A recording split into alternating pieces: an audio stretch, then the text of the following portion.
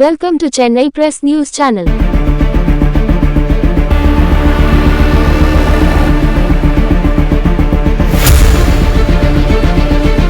Apollo AyurVAID is India's first Ayurvedic NABH-accredited hospital, and it was started in the year 2005. And over the period of years, it has spread across with various branches in different parts of India. Here we practice precision Ayurveda with evidence-based, patient-centric, whole-person approach.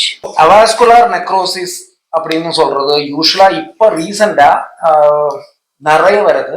யங்ஸ்டர்ஸுக்கு தான் வருது. Below 40 இல்லை 40-45 ரேஞ்சில் தான் நிறைய பேருக்கு வருது. அவாஸ்குலர் நெக்ரோசிஸ்ங்கிற வார்த்தைக்கு அர்த்தம் வந்து பிளட் சப்ளை அடைக்குது. ஒரு பர்டிகுலர் ஆர்கன் ஏரியாவில் இல்லை ஒரு எல்லில் ஒரு போனோட ஜாயிண்ட்லயோ இல்லை ஒரு போன்லயோ ஒரு பர்டிகுலர் ஏரியாவுக்கு வர பிளட் சப்ளை அடைக்குது. ஆக்சிஜன் கம்மியாகுது. அதை தொடர்ந்து செல் டெத் வருது. அதை கவர் பண்ற அந்த நேச்சுரலா மல்டிப்ளை பண்ணி வர வேண்டிய செல் வந்து செத்து போகுது.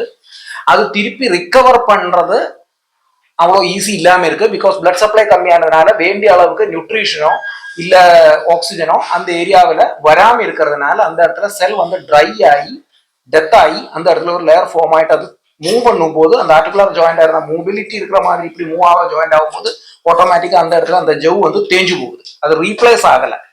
அது பின்னாடி இருக்கிற அந்த போனே வந்து கொஞ்சம் ட்ரை ஆகி ஒரு ஸ்டேஜில் அது உடஞ்சி போற நிலைமைக்கு வரும். ஓகே, இது ரொம்ப ஜாஸ்தி ஆகி போச்சுன்னா ஃபர்ஸ்ட் இனிஷியல் ஸ்டேஜில் வந்து நெக்ரோசிஸ் ஸ்டேஜில் வரும். மாசிவா வந்து டேமேஜ் வந்தாச்சுன்னா then that comes to a condition called infarct. Crack மாதிரி விழுந்து அது செல் ஷ்ரிங்க் ஆகி மொத்தத்தில் ஒரு சப்ஸ்டான்ஷியல் குவான்டிட்டி பாதிக்கப்பட்டு வரும்போது செல் டெத் வரும்போது அந்த ஏரியாவே வந்து அந்த போனே அந்த சாக்கெட் அந்த ஜாயிண்டே வந்து அப்படியே ஷ்ரிங்க் ஆகி போயிடும், குட்டி ஆகி போயிடும்.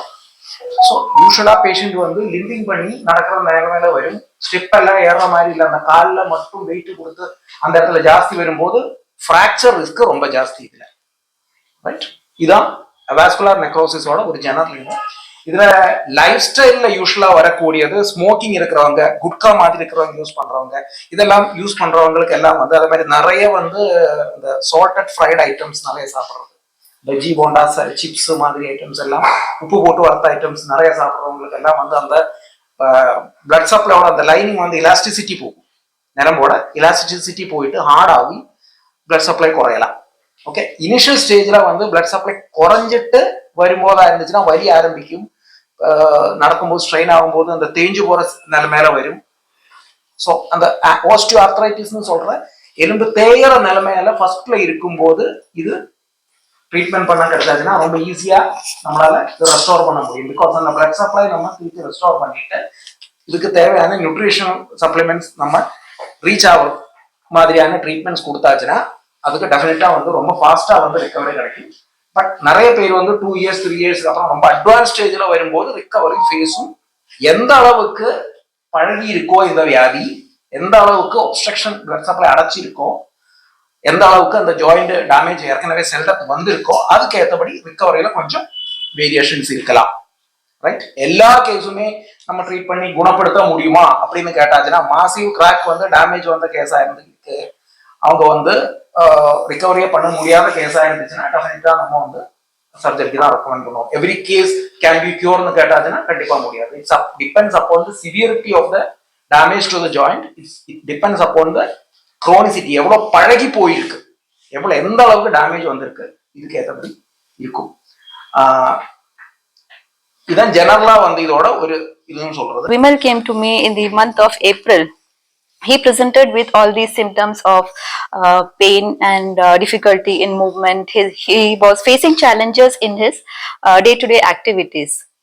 So after analyzing, after a clinical examination, after going through his MRI report, it was actually in the stage of Ficat and Arlet stage 4 with secondary osteoarthritic changes, where he was recommended to undergo hip replacement surgery, and he was not wanting for it. That is why he came to us.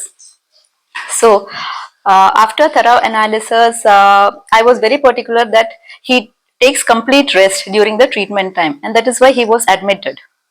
And he was posted for a 14 days of IP treatment.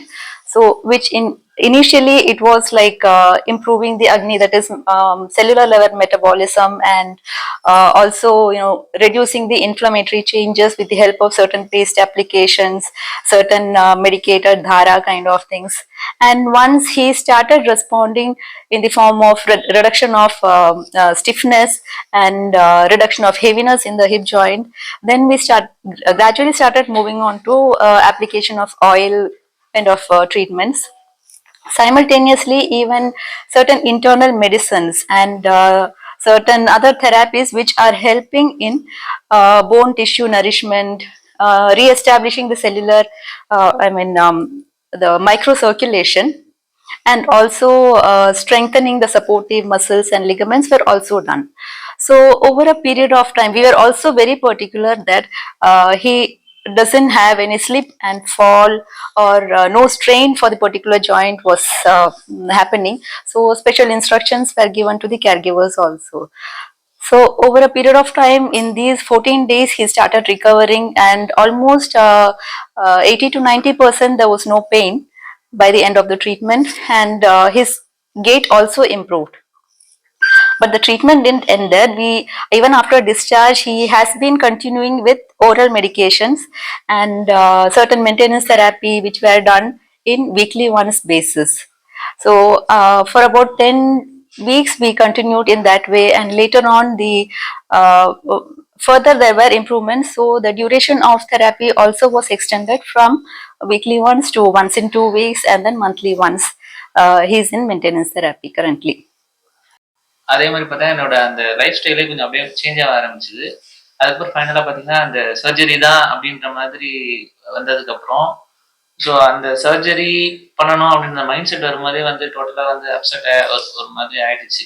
So இந்த இதில் வந்து இப்போ surgery, ஏன்னா என்னோட job nature வந்து பார்த்தீங்கன்னா plant operation தான், manufacturing industry. So அந்த மாதிரி நிற்கணும், போகணும், வரணும், அந்த மாதிரியான ஜாப் தான்.